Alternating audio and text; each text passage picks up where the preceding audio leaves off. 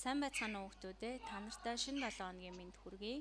Өнөөдрийн хичээлийн сэдэв бол эхмэл тгийн онцлог. Тэгэхээр эхмэл тгийн онцлогийг мэдэж хэрэгэлцгээе.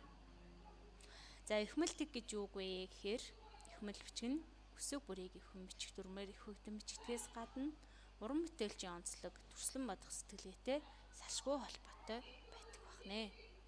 За эхмэл тгийн дан тэг гэж үсгийн нуруунд гол шугамыг дагаж гарсан эхмэл үсгийн нэгэн төрөл.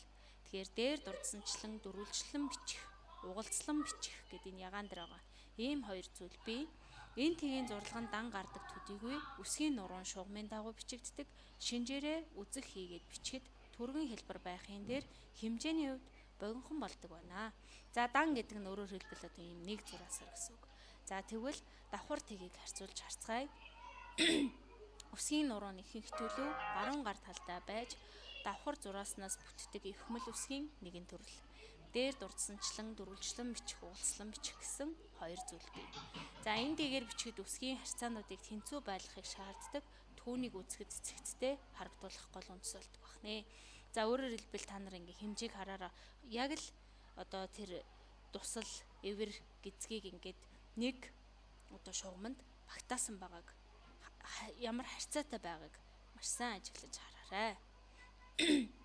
Эхмэл тгийн үүсэл болохоор хин хизээ зохиосон бэ гэдэг асуудал эдүүгээ бидэнд тодорхойгүй бөгөөд за барагцаалбал дөрвөлжин үсгийг зохион хэрэглэж байсны дараа өөрөөр хэлбэл Юан гүрний дунд үеэс сүүл үе буюу 14-р зууны тэргүүн хагаст зохиогдсон болтой гэж судлаачид үздэг байна.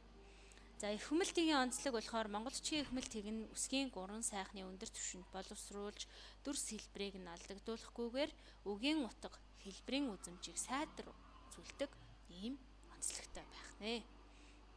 За эхмэл тгийг одоо тамга, тэмдэг, хос уянга зэрэг бичиг номын зүйлд хэрэглэхээс гадна гол чимэглэлийн зорилгоор хэрэглэдэг байх нэ. За та бүхэн тус бүрийн харуулж байгаа жишээ бүтээлүүдийг маш сайн ажиглаад онцлогтой нь харьцуулж мэдлэгээ баттгаарай.